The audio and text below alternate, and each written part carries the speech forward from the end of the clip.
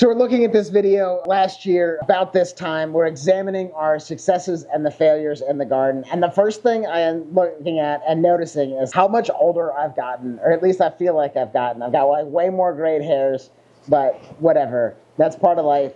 So last year was the first year we planted those strawberries and asparagus in the same bed. We had asparagus roots that were already started a couple years old.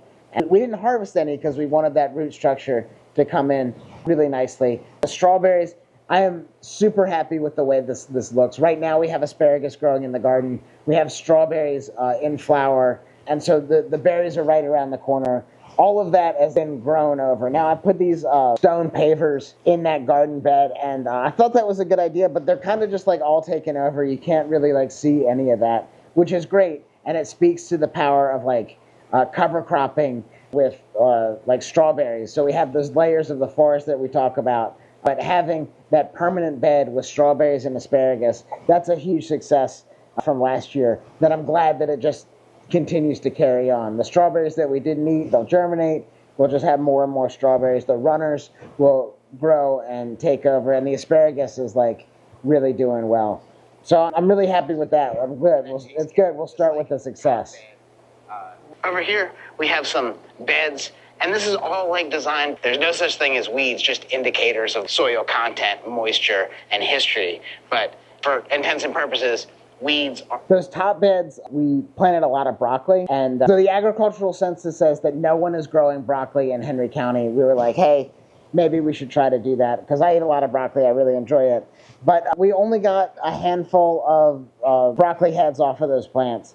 And a lot of that was due to the temperature changing so quickly. So this year, I decided not to do a fall planting of broccoli. We've got some lettuce and some stuff growing through here, but we just skipped the broccoli completely. And we'll probably do a fall planting of that and see how that goes, because we had success later in the year with it. But I think the power of growing broccoli in this area is that we can broadcast it out and let the natural cycle do it. But as far as starting it in the greenhouse and moving it outside, that's not what I want to do again. I think it's better to just have it in the seed bank and go from there. Plants that we don't want to be growing. So we've got broccoli, we've got celery, we've got some... The celery never took off at all, really. We had, and I think that was probably a pH issue, but it took a long time for the celery to take off. That was not an L, because we're growing organic matter. We're adding fertility to the soil. We got a little bit out of it. But if I think about labor rate to put all that in and the effort and time we spent, it was probably better served in other areas. Eggplants are going to go here in the greenhouse. They're nothing there yet. But over on top of these berms, we've talked about the growing ability. Talking about the berms and the terraces, that design works really well. I'm super happy with that. And we've planted them with wildflowers and herbs like oregano. And already right now we have just volunteer oregano. So I'd say those terraces are an essential piece of the garden. They make working the soil really easily with our BCS tiller and keeping that market garden together. But that's a real thing. That worked out really well.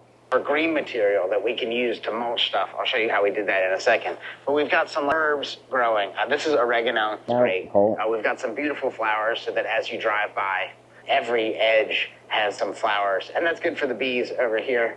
Drop and drop worked really well for us. One thing that I lacked on last year was spacing the beds out, because we got essentially a little overwhelmed with the amount of green material that was growing up. So this year we've spaced the beds out further, and that way every grow bed has equal amount of space that's growing biomass that we can use to chop it and drop it. There were some times where we had too much, sometimes we had too little. We've backed off the planting, but given more area for pathways, and that's growing material for the chopping and dropping. That's something that we modified from last year. And if it gets out of hand, those beds or the pathways, are the same size as our flail mower. So we can come through and just mow everything quickly and be back in business. So we're not adding seeds that we don't want to the seed bank. So we're terminating that life cycle early and just growing the plants that we want, using the plants that we don't want as green manure biomass. But that was something that I didn't do very well last year, was the spacing of the rows. We've done a lot better this year, and it looks really great out there. In past videos, you've seen how we've done the wheat harvest. The wheat harvest, I loved growing our own grains, making our own bread. that's really awesome. That bed worked out, and we've gotten the fallow field response from that this year and allowed for that path and those grow areas to be like really fertile, because we didn't really work them last year. They just grew cover crops, wheat and peas. So I'm excited for the growth there. But I would say that the wheat is successful. I think we got 50 pounds of wheat berries off of that, and little to no space at all. That's plenty for the amount of bread that we fall down the hill almost. We've got lettuce here, artichokes here. Lettuce did really great for us. Cabbage did really great for us.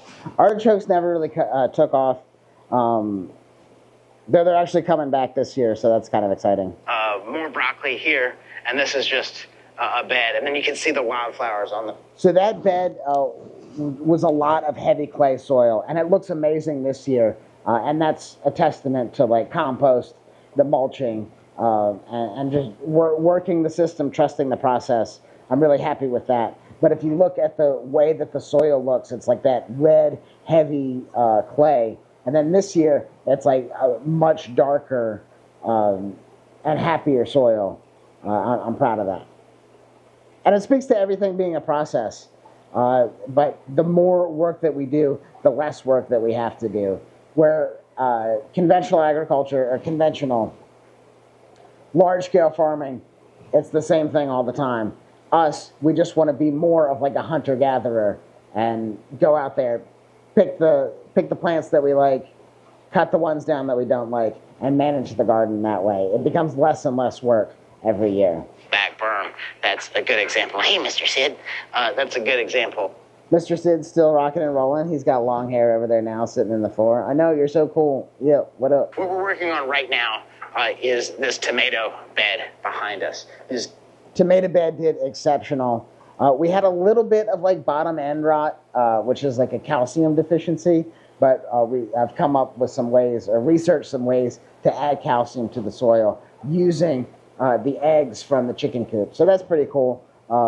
Maybe we'll talk about that in a video to come. But we had so many tomatoes, we canned a bunch of them, made a bunch of sauce. Really, really happy with that, the way that it went. We're not going to plant the tomatoes in the same bed. We're going to move them across the way, and that speaks to like the crop rotation. But we're still growing the same thing because we like it, and that's what we like to eat. And grow what you eat. Don't spend time growing what you don't eat, and you'll be happy. We're laying out the beds on mostly contour again, and the guys are chopping and moving that biomass so it'll look just like the beds I showed you behind me. And that'll keep down weed pressure, and then ultimately we'll stake these tomatoes up so they have something to grow and keep the tomatoes off the ground. That makes the produce really nice. Yeah, the further we go down the hill, the less time we've had on those beds, and you can really feel that in the structure of the soil. We're getting those right this year, and we're, instead of laying them out in broadacre, we're doing the rows like we did further up the hill. We'll still have corn and squash and beans, but it'll be better and easier managed for us. That's one of the big takeaways. In one of those beds, I just threw out a bunch of seed and saw what grew, and that was great, but it'll be better this year because we're laying out beds and being more intentional. But that comes from time in the garden and being able to take on more because it's less work year after year. The bees, we've lost some bees last year, but we've gotten a new top bar hive that we're going to grow this year. We've got a couple hives still rocking and rolling. Anyway, lots of successes and some failures, but they're not failures, they're just like learning, right? Failure is part of the game, quitting is not. We got a lot of produce out of the garden, grew a lot of green material. It gets easier and easier all the time, and that's what we're excited to show you the progression of. So this time next year, we'll just have we'll have the same video, but different, and I'll show you what's going on in the garden. You'll see that in other videos, but we'll give the spring wrap up to the garden next year. Maximize your efforts with our spring garden planting guide.